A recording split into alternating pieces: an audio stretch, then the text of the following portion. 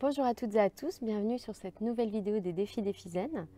Dans cette vidéo, je vous propose mon bilan du défi Zen numéro 12 qui s'intitulait « Trouver sa voie ».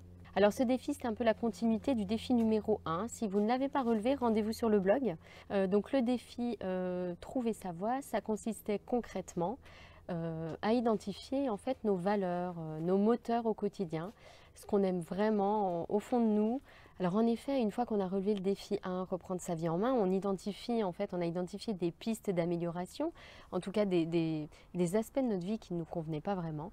Mais dans mon expérience, j'ai constaté qu'il était ensuite finalement difficile, contrairement à ce qu'on pourrait croire au premier abord, d'identifier ce qu'on aime vraiment, ce qui compte vraiment pour nous en profondeur, quelles sont nos valeurs. Moi, j'ai mené cette réflexion il y a quelques mois, un début d'année 2015. Vous le savez, j'en parle dans mon article Mes défis fous, un blog et du zen. J'explique un petit peu comment j'en suis arrivée là.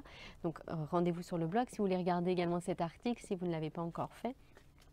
En fait, voilà, je suis arrivée à un moment de ma vie, une période où je me suis rendu compte que je n'étais pas vraiment heureuse, malgré toutes mes lectures.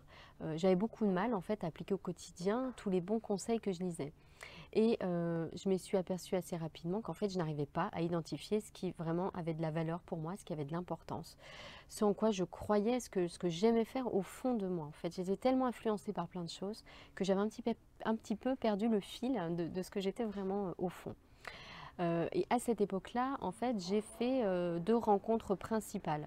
Tout d'abord, j'ai rencontré des blogueurs, quelques blogueurs professionnels consacrés à ces questions de développement personnel. Et en fait, j'ai beaucoup appris en parcourant leur blog, en faisant vraiment les exercices qui étaient conseillés.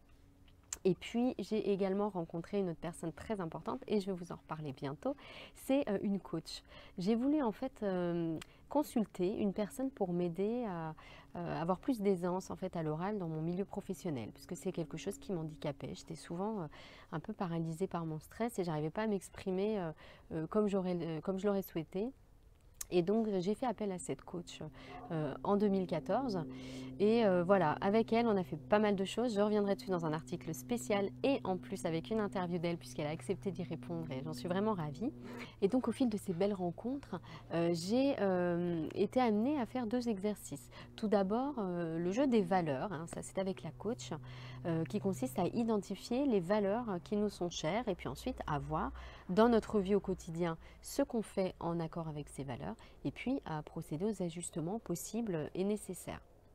Et puis le deuxième exercice très intéressant que j'ai trouvé chez un blogueur cette fois, c'est identifier donc nos essences, nos qualités et puis les formes dans lesquelles on pourrait mettre ces qualités comment dire, en mouvement au quotidien.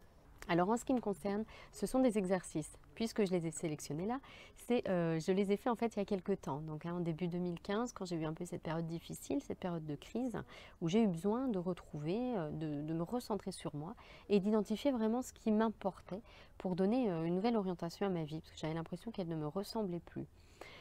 Donc j'ai fait ces exercices à cette époque et en fait je vais vous parler de mon bilan de cette époque. Pourquoi? J'ai refait les exercices bien sûr cette semaine puisque je relève les défis avec vous, mais j'ai déjà tiré les enseignements principaux en début d'année 2015. C'est là qu'en fait c'est vraiment intéressant, que j'ai mis en œuvre des changements. Je vous propose tout de suite de découvrir en musique quelles sont les valeurs qui comptent pour moi. Et je vous donne rendez-vous à très vite pour un nouveau défi zen. Bonne journée!